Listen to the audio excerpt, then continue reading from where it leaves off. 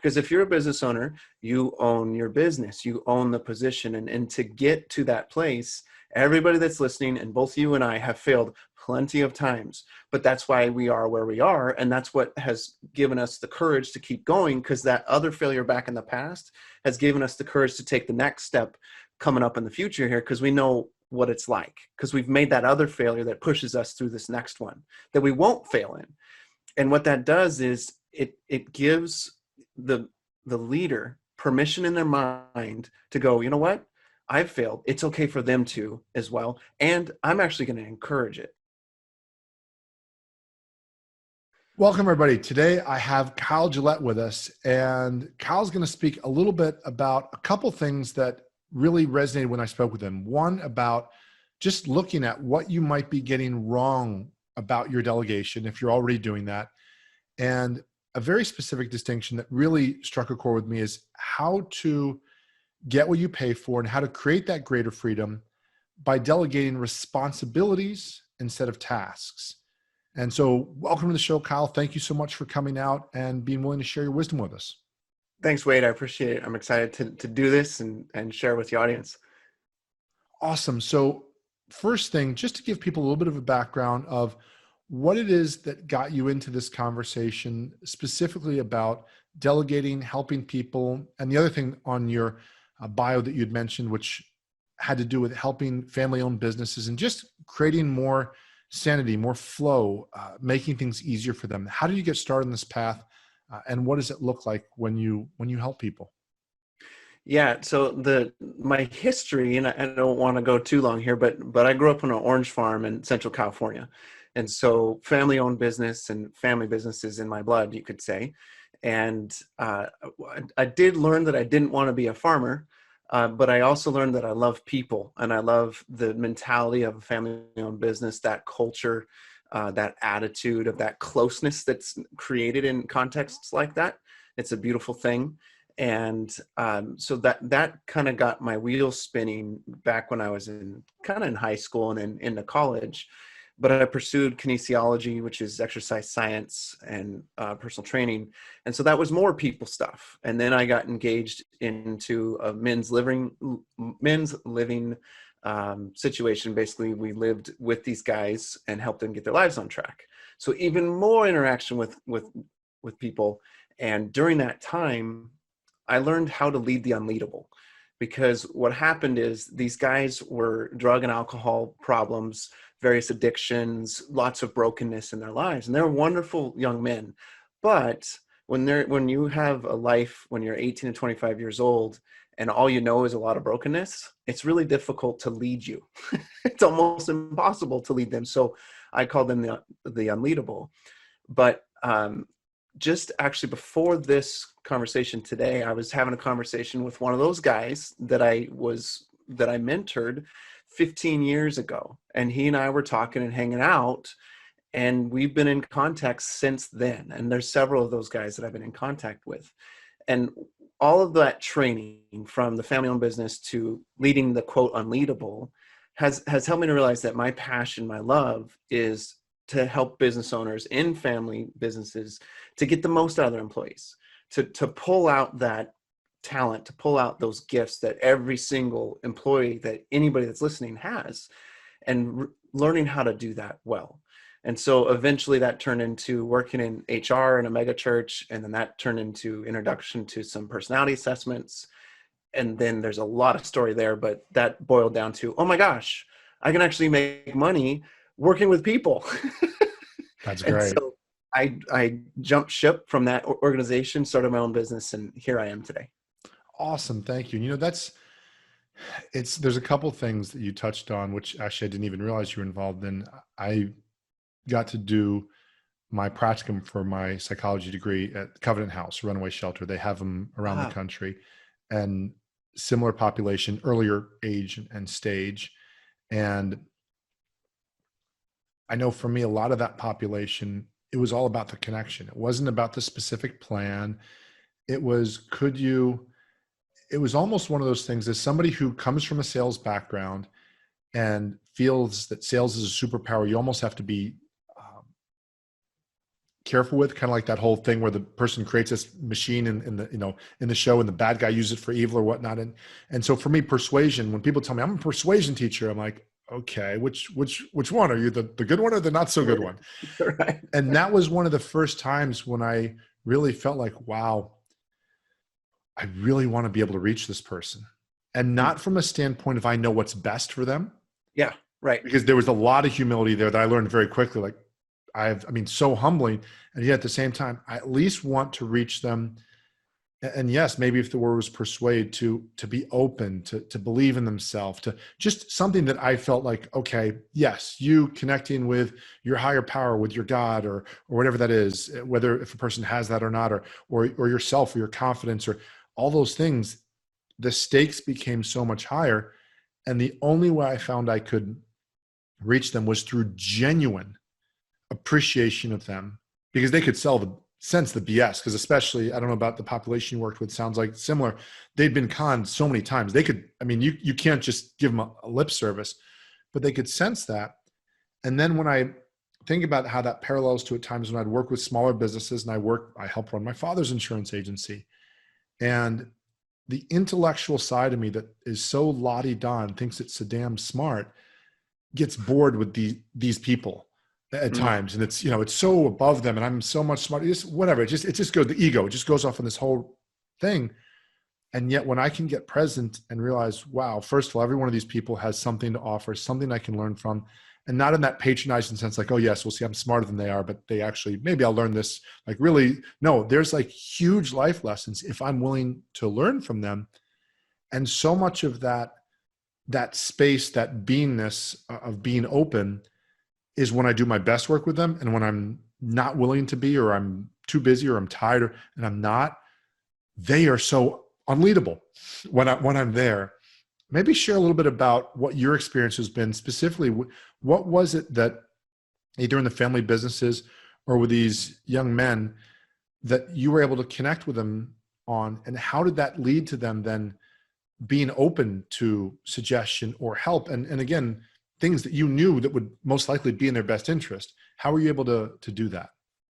Yeah, I think a lot of what you said in there is really how leaders can view their employees, creating that empathy, creating that trust, creating that relationship, and then the leader flourishes, but more importantly, the employee flourishes as a result, which then means your business flourishes and so do your profits, right? And that's really, I mean, I'm going to do a little shameless plug here, but that's really the work that I do with businesses, because it's just inevitable once you do what you described there. But to answer your question, one of the things that I did, there's a student, I'll just give you a first name so nobody's going to know who he is, named Phil. And he was there before I was there. And I had been there for like a year. The program was only 6 months. So he was there for a long time. And there was a lot of garbage in his life. And I don't mean because of him. I mean because of what happened to him. And it was awful. So he was almost a mute because he was just so held back because of stuff that happened in his life. And it took me forever to break through. And the breakthrough point, there's two of them. One was we made the guys clean up the house. That was part of the responsibilities, bringing that word into the picture again. And they were responsible to clean up the house, and he was cleaning the bathroom, but I needed the broom. So I'm knocking on the door. Hey, Phil, I need the broom. I got to clean the bedroom. I need the broom. And he's like, no, I'm not going to give it to you. Knock, knock, knock. I need it. Knock, knock, knock. I need it. No, this stupid immature argument. Then I go around to the outside to the window, and he's standing in the bathroom, and I knock on the window. Hey, I need the broom. And he goes, bam, punches right through the window, right into my face. Glass hits my face. Fortunately, I only get a little bit bloody. His hand is all jacked up, right? So long story short, we get them patched up, and then that breaking point for both of us opened the relationship a little bit. There's a little bit of vulnerability there. And then I had this realization, and this is really applicable for businesses because it's easy to do and it's really effective. And it's the idea of what I call 10-minute Tuesdays. So every Tuesday for 10 minutes, I met with each of the guys, and I sat down with them in a room, and it was just the two of us. And it wasn't therapy. It was just, what's going on, dude? How you doing? And then they shared, or they didn't. The first two times I met with Phil, it was silence for 10 minutes. And then we laughed. It wasn't actually that uncomfortable. It was really peaceful for him. And ultimately kind of was for me too. I was frustrated, but it was still peaceful. But the point is that those 10 minutes created an empathy in me for him and for the other guys. And it created trust at the same time. And it was never an agenda from me to them. It was always about what's going on with them, asking them simple questions like, how are you doing? What's been going on? And that's it. And letting it go where it goes, but never to solve a problem ever. It was to be supportive and encourage them, and then to hear what they have to say. And I think if leaders would do that in their organizations and have that quick 5 to 10 minute meeting where all they're to do there is to encourage and support and not solve anything, it would make a huge difference. And it does. So that's awesome. And I guess one of the reasons why I also think that's so awesome, aside from that, when I've done stuff like that, I've seen it work. And it's one of those things, we don't have time for this week. You start, productivity numbers and stuff like that. But I think that's one of those things too. I work a lot with small businesses in the 5 to 15 employee size. And I love that size. I really do. And one of the reasons why I've not been as drawn to looking to work in corporations, I've worked as an employee in a corporation, a large corporation, very awesome corporation. But it seems like you start getting into more of just numbers and just scale. And I'm thinking as you're saying that to me, chances are if a person can't meet however many people they can or can't meet on a 10-minute Tuesday, that's probably about the size of the group they should have under them, or, that they're working with. Because again, you could still have a million people, or whatever the number is, scale it of that. And you talk about cultures, but to not have that is to miss the fact that this is a human being. And that's the part I think, you think about Stephen Covey's ideas about, managing systems, but leading people, and just different things like that. They sound like good punchlines and like great, but when you realize, no, he actually said that for a reason. He didn't just come up with this. And there's a reason why the book, 7 Habits of Highly Effective People, still is so such a big seller, is some of these things are so true. And I guess, again, as somebody who's been in the corporate world, there's sometimes hear those, thrown out and say, oh, okay, well, but does the person actually live it or not?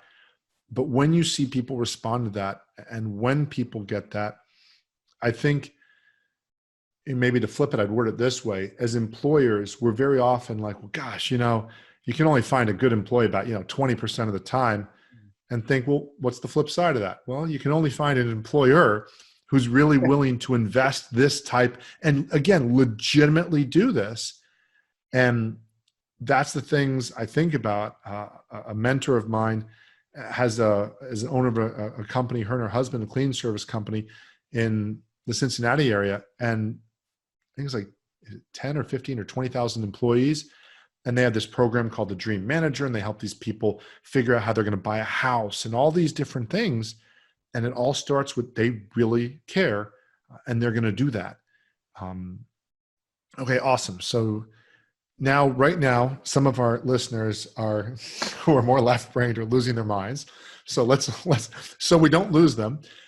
How does this then translate once you have that person's willingness? Now let's talk employees or people you delegate to. Could be a freelancer, could be somebody that you're delegating to, but somebody that you have direct control over whether or not you pay them or not. So there's some sort of compensatory relationship. How do you help them to start thinking this idea of responsibilities versus tasks? What does that even mean? Again, it sounds great. What does that mean, and what does that look like? Yeah, I think it's mindset shifting first. So if someone's going to lead well, and they need to first want to lead people, not tasks. There's a guy named Steven Sisler, and I've read a lot of his books, and he's a human behavioral expert. He's just really phenomenal at it. And he talks about there's a difference between the way people approach things. And some people approach things as a human doing versus a human being. And I think some leaders approach their employees sometimes, and not because they're jerks, but just because we're caught up in the moments of leading, caught up in the moments of work, we approach the people as a resource or as a task person versus a being that has so much more to offer. the resource in the HR is forgotten frequently, or the human is forgotten in the human resource frequently. And so when people remember that human is the key here, that makes a big difference. So first you have to shift your mindset towards the human part, and then there's some technical stuff that needs to happen, right? So you have those interactions. Time is what's needed. So the frequent touches. If you want to build that sustainable relationship, if you want to create an opportunity for your business to really excel, you need to have frequent interactions with the people there. Because I'm going to assume that none of your listeners are stupid. I'm going to assume that they've hired smartly, and I'm going to assume that the people that they hired are smart. But what happens is we get so busy that it looks kind of stupid because we're not giving the brilliant people that we've hired and the brilliant people that each of these leaders are an opportunity to express that brilliance.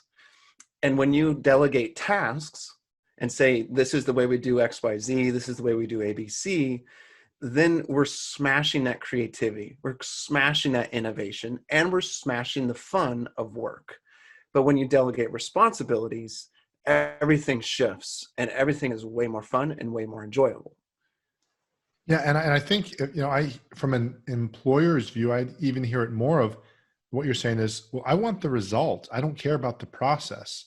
And as an employee, when I first started, I was like, please do not make me do your process. Tell me your process. I mean, I'm not a rebel. Hey, this is how we do it. Okay.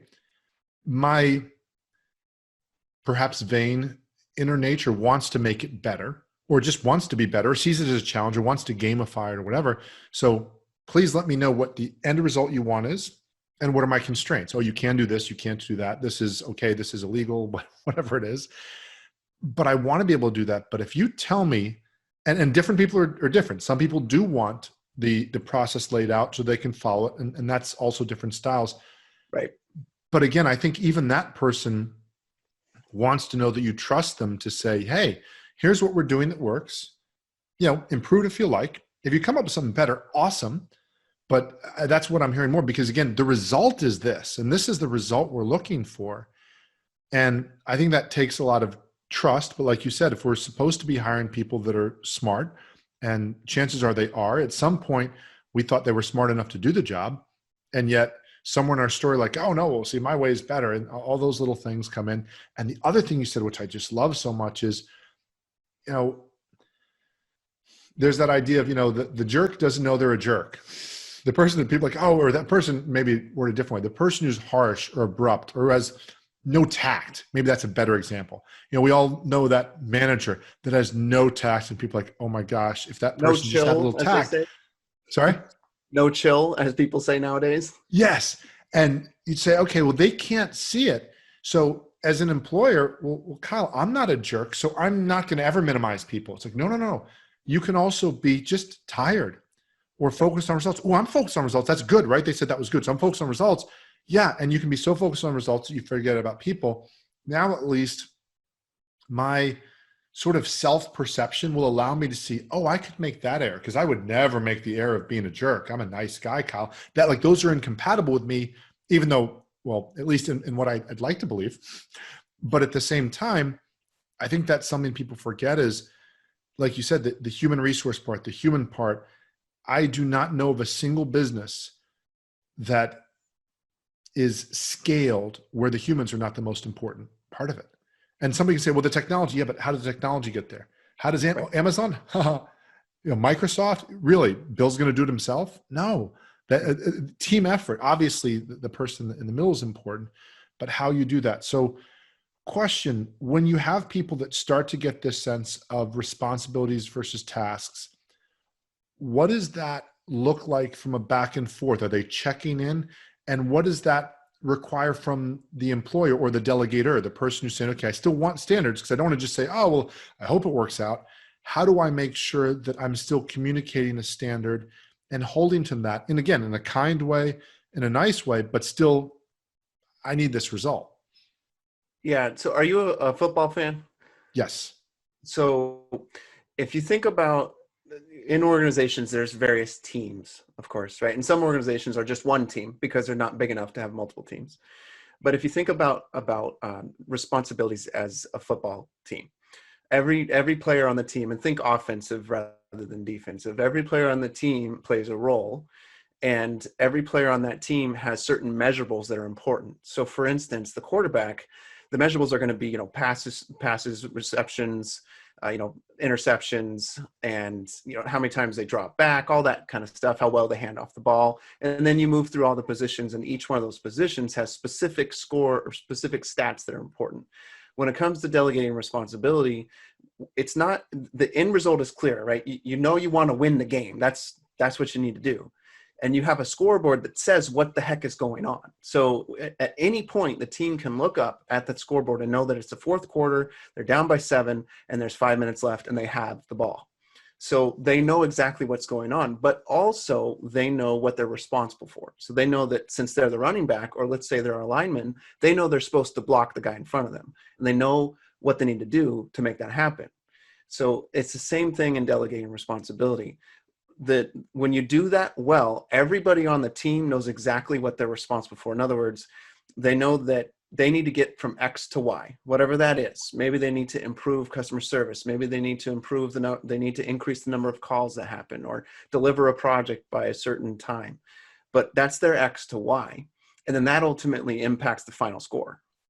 And so the more clear that you can make that, the better. But the middle part's the fun part, because that's the sandbox. Because the way that someone gets better at running a route in football, or the better at holding the ball, or running through the line, it varies depending on the person.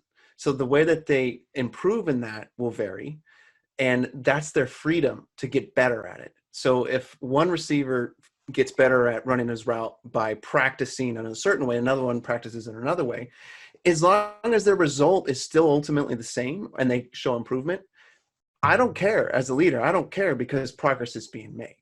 And so this is the freedom that you get when you delegate responsibility, because now your employees get to be creative in how they get that result.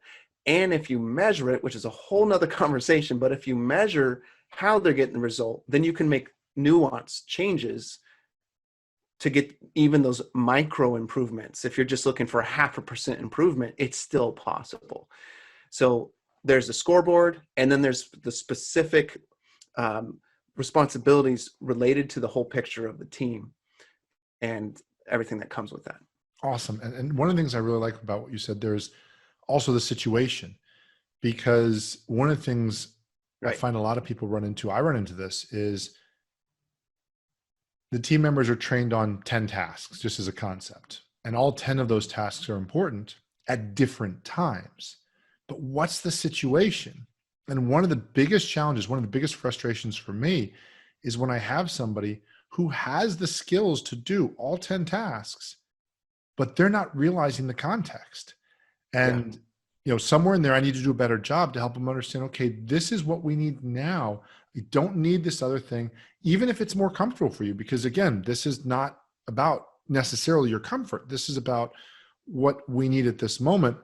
But I definitely feel that's something where I know in my leadership style, because I don't like being micromanaged, I sometimes have a tendency to not mention the scoreboard, I guess, because part of me thinks everybody knows the score.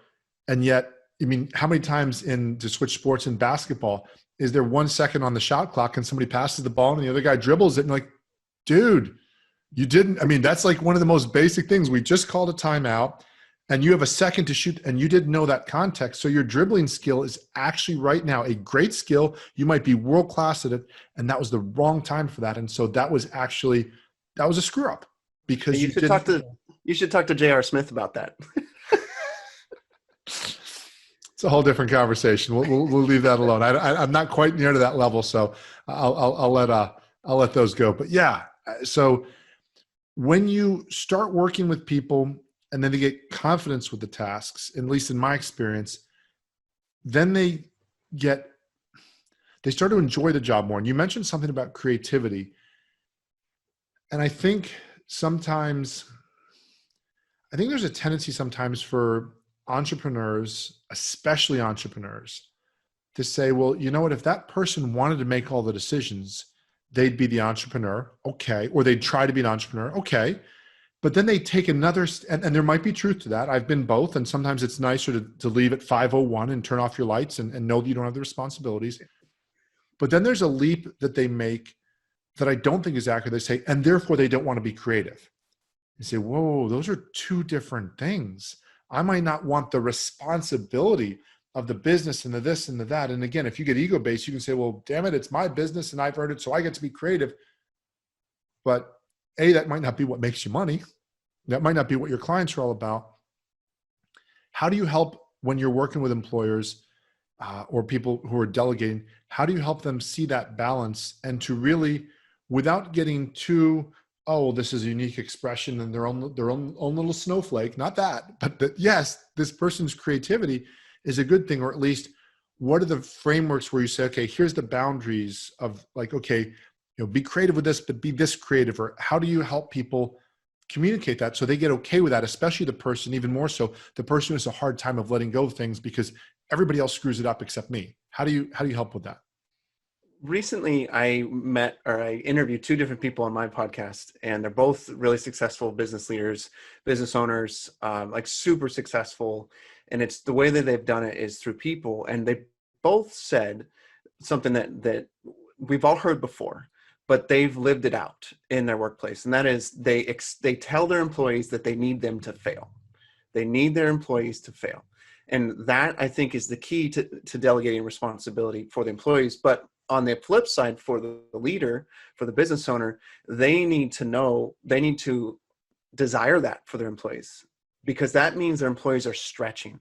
Because if you're a business owner, you own your business, you own the position. And to get to that place, everybody that's listening, and both you and I have failed plenty of times, but that's why we are where we are. And that's what has given us the courage to keep going, because that other failure back in the past has given us the courage to take the next step coming up in the future here, because we know what it's like, because we've made that other failure that pushes us through this next one that we won't fail in.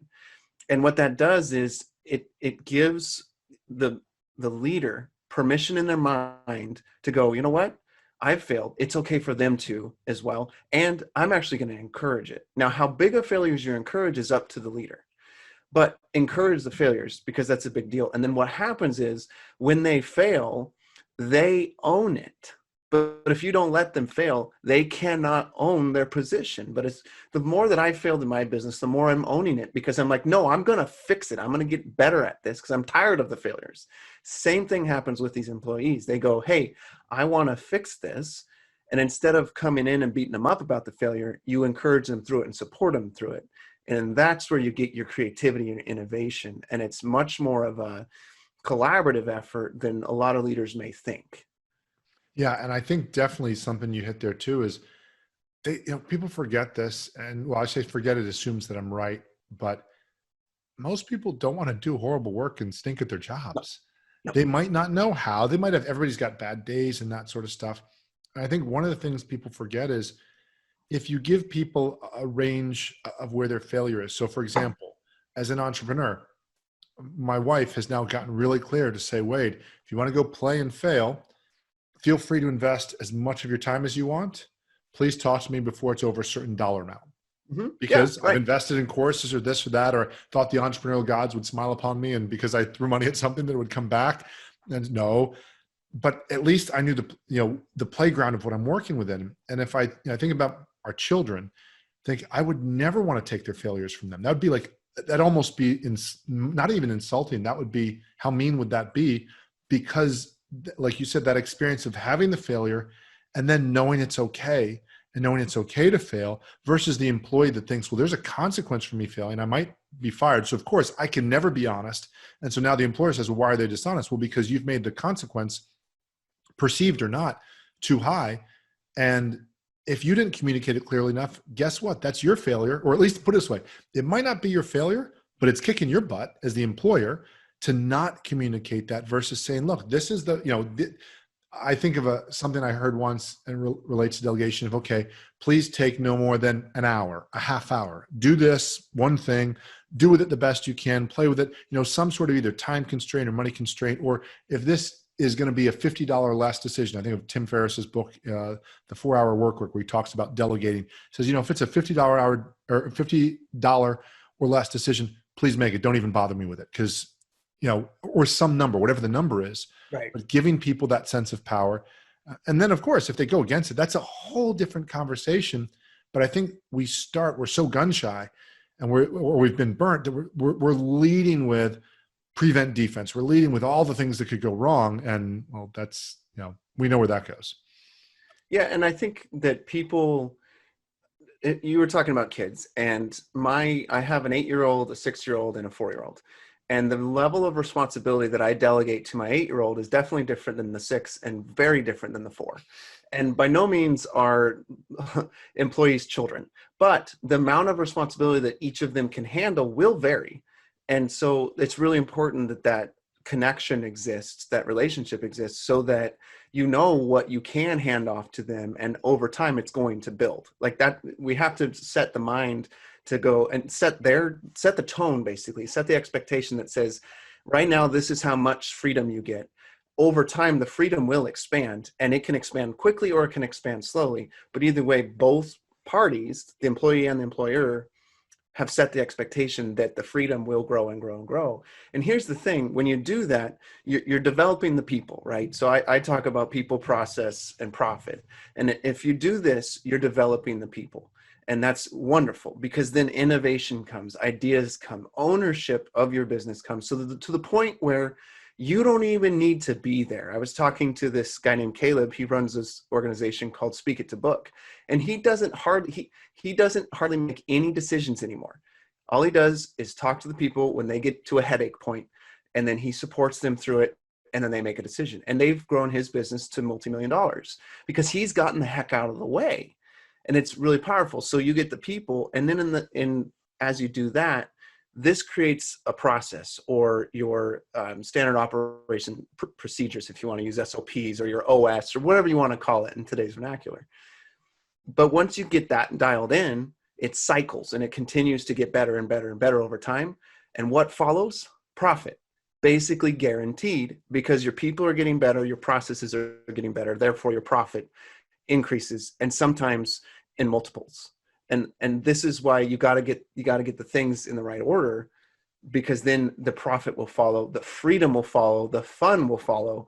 And I'll tell you what, when my clients do that, they lose so much of the weight of the world off their shoulders.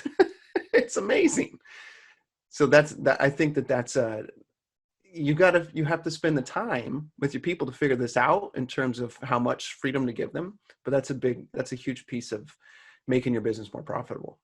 Yeah, that's the thing I've said to business owners at times that I work with. Your name being on the door and the fact that you're an owner, or however you want to word that, is to a certain degree of detail, because emotionally, if there's 10 people in the business, you might have decision-making power more than all the other 9 combined. But emotionally, if you want them to engage, you're 1/10 of the business. You don't get more than one vote by how you treat people. Now, again, will they comply? Yeah, if they want a paycheck, but will they bring themselves into it? Will they bring their best energy? Not if you're not really connecting with them, or at least open to that. And again, that's not about being perfect. This is definitely not about saying, well, you've got to figure it all out, because that's one of the worst things we can do as small business owners, is to take on that responsibility that I have to figure out everything. And if I don't, because everybody else screws it up. And if I don't do it, it's going to be horrible. Not that, but at least being able to trust enough. Tell me something. How do you connect with a person, or how do you get a sense of how they like to be connected with, or their personality, or however a person might word that? I know there's assessments, and in the skills and in the hands of the right person, assessments can be awesome. In the hands of the wrong person, it's somebody just reading a narrative that, that is a generic sense. It says, oh, well, you're that, and everything on this check mark or checklist applies to you. How do you help somebody, or first of all, how does a person connect with that personality of their employer, or their employee that might be different? And then how do you help people if they run into challenges with that? Yeah, I think there's 2 pieces here that I can answer with. And one is this is not my rule. I didn't come up with this. It's a guy named Dr. Tony Alessandra came up with this rule, he calls it. So I'm going to put you on the spot for a second. Have you heard, or do you know the golden rule? Treat others the way you'd like to be treated. Right, exactly. So he twists it and he says, treat people the way they want to be treated. And in the context of communication, which is so much of what happens in the workplace that gets screwed up.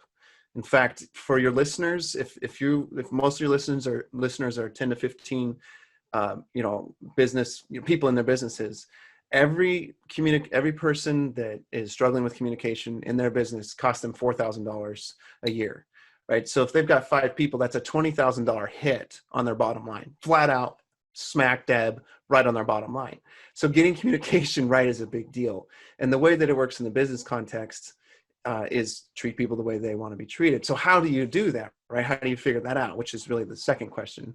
And there's 2 simple questions you can ask yourself at any time with anyone. And it's beautiful, and it's simple, and it's easy. And it's compared to you.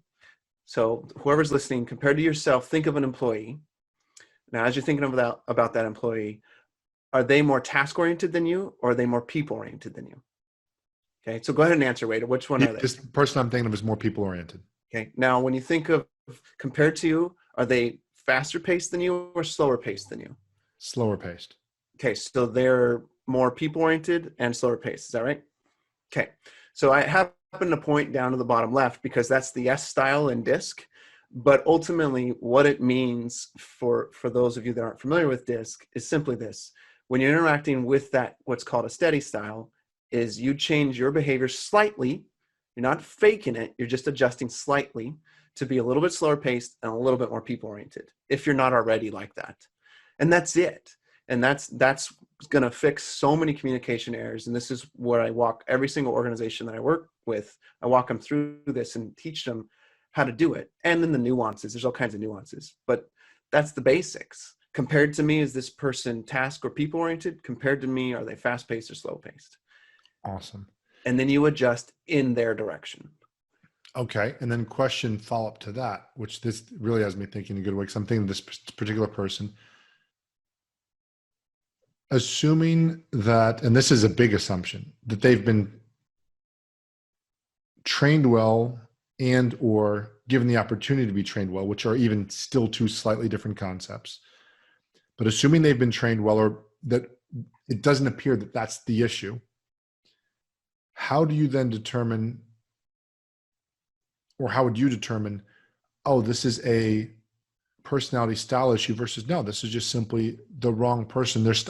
Their style is just too far off whatever is our range. And again, there might be other ways. I'm not saying I couldn't figure this out, or the people listening to this couldn't figure that out. But what are some things that would come up where you'd say, okay, now we're way out or outside of the realm of what's gonna make sense? Yeah. So are you kind of referring to opposites, where people are so opposite that it's difficult for them to connect at all? No, comparing them to the overlap with what the job needs, not so much with the employee. Oh, okay. But the job that they're over here and the jobs in this area, as opposed to there's enough overlap that they could make it work. Yeah, 100%. So that happens, and that's bad hiring, and it's bad communication on the part of the employer first, but then the employee second, because they shouldn't be applying for a job that doesn't fit their personality. And so that's their problem. And if they projected themselves in a certain way in the interview, it's hard to, it's not like they're being deceptive on purpose, but they're just trying to get the job. But if they come in and it doesn't fit, then if they are actually an asset and not a liability for the business, then you try to figure out how you can finagle the position and get their creativity from them, and say, straight up, just ask them, okay, this clearly looks like it's not a good fit for you, and that's okay. What could be adjusted so this would be a better fit and you can contribute and also help us, because you got to help our bottom line ultimately. So it's one of those direct conversations that for some people is really uncomfortable, but it needs to be had, because either that person's going to quit and leave a hole in your organization that costs a lot to fill and is a pain to retrain, or it can be the other way, and they can come up with this really amazing, creative, new way to approach the position or a new position overall, and ultimately help your organization in a significant way. But fundamentally, I would say you got to ask them, just flat out ask them what's happening here. And I think you nailed something too, is there is something I tell people when they're hiring is, look, be as so crystal clear as you can. Number one, about the description of the position, of exactly what you want. So hopefully you'll turn off, as you know, it's so much of a disqualification process, who you don't want. This is what the job looks like. This is, so if, because I see sometimes people say, oh, I hope I hire this person. I'm like, please don't ever say, I hope I hire this person. Please say, you hope you're going to figure out if it's the right person first. And then also, just even creating, what are the milestones, or the way I try to explain is, at week 2, if you can't do X, here's where you'll be fired. And so I think you can try to, at least to a certain degree, say, here's all the great things. People are always great, talking about what's great about the job and the benefits. But yeah, here's where we'll fire you 2 weeks and 3 weeks and 4 weeks. So by the way, to be responsible to you, if you're in a pretty good situation, you're like 80, 85% happy, don't come here. We want the person that's, trying to do that. And yeah, to your point, certainly some of it is just people just want a job or need a job, and that happens. But definitely, I think you're right. If you can connect with them, sometimes there's that person that's so talented, or so you see some of the raw talents, like, okay, maybe this could work in a different way. And that's definitely something people can look at without overplaying that. Something else you and I talked about in the pre-interview, the pace of communication versus progress of communication. How is that something that you'd say impacts your ability to connect with the people that you delegate to, and whether or not they'll respond, and or whether or not you get what you're looking for? Yeah. So like I was saying before, the pace is the speed. And I think when you think about pace, we're talking about the way in which someone thinks, how quickly they can solve a problem, how quickly they can speak out an answer, how quickly they do their work, all those things. And there's 2 things you can do. You can either pump the brakes, or you can hit the accelerator. Those are the 2 options when it comes to pace. With progress, I think what I was referring to there is kind of maybe relational progress is what I'm referring to there.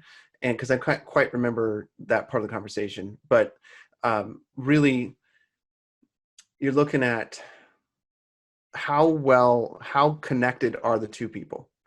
And I think that pace is easy.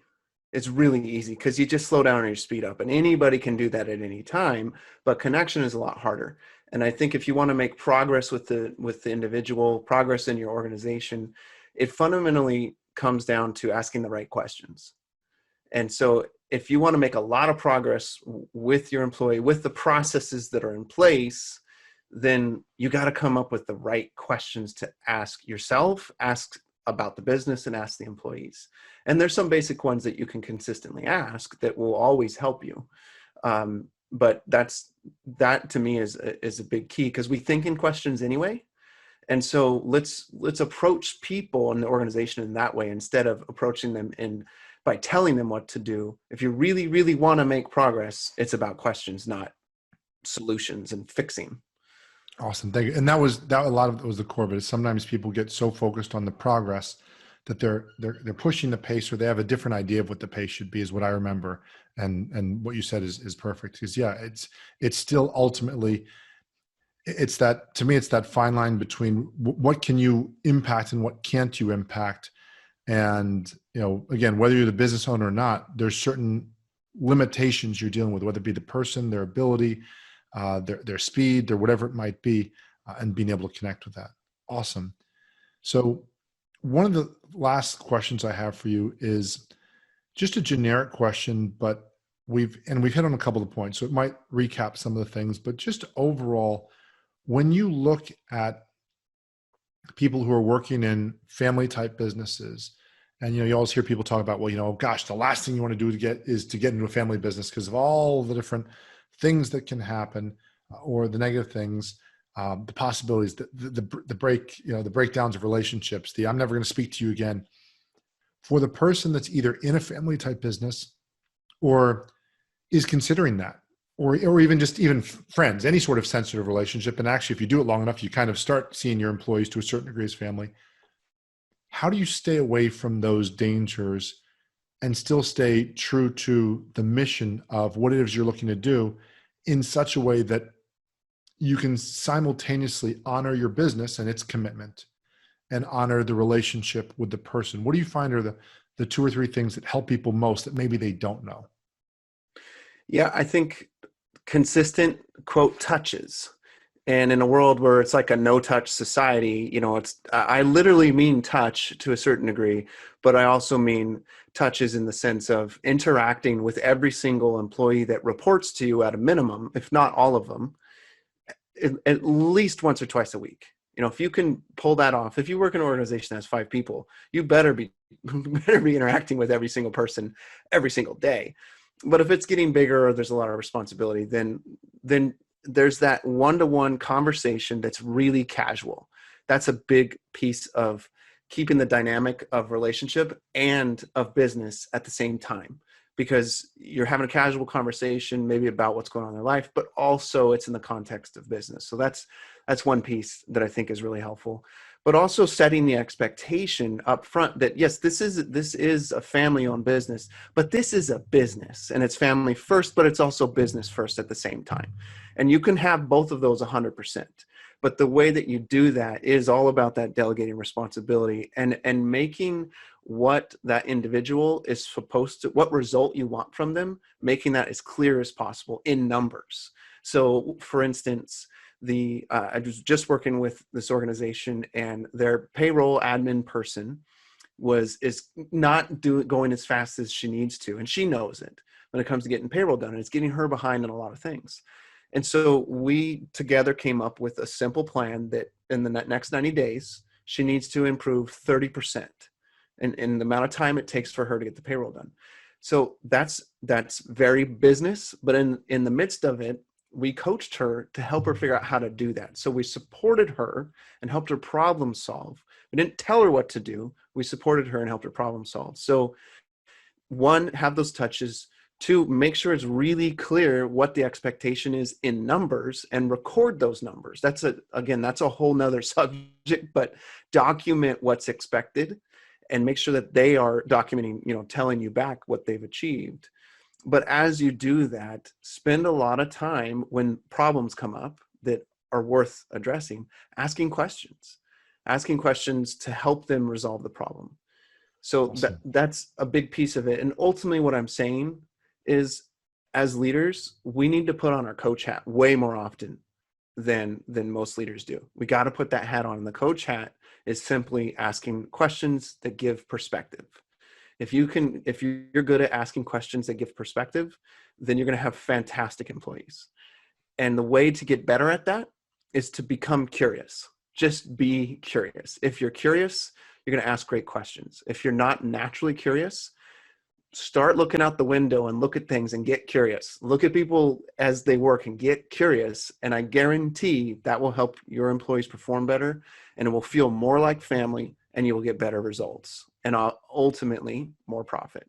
So those 3 things, or those 4 things, are huge to maintain both 100% business and 100% family. Awesome. Thank you. And yeah, I think that's one of the things that a lot of people do. I do it at times. I put on my consultant hat, which is here's how you do things, right, as opposed to my coach's hat. And of course, there's certain times for each, but I know a lot of the times just people want that coach's hat, or they at least want to be able to have that conversation. And I think definitely to your point, numbers, measuring, clarity. I think of the concept of the teacher that gives a quiz every week versus the teacher that only gives 1 test in the semester. The teacher that gives a quiz every week, if you get a C every week and you get a C for your grade, you might not like it, but somewhere it's fair, or at least it's unexpected, and there's just going to be less drama. There's going to be less, oh my God, what just happened? Versus, and the same concept, like you said, if you're meeting with somebody every week, hey, here's what's going on. And I certainly know this not just when somebody's running into trouble, when somebody's doing well, if we keep reinforcing that, it works in a positive direction. But certainly the surprises are sometimes what lead to people to really feeling, the betrayal, or how come, or I didn't know, versus, yeah, I knew this was coming.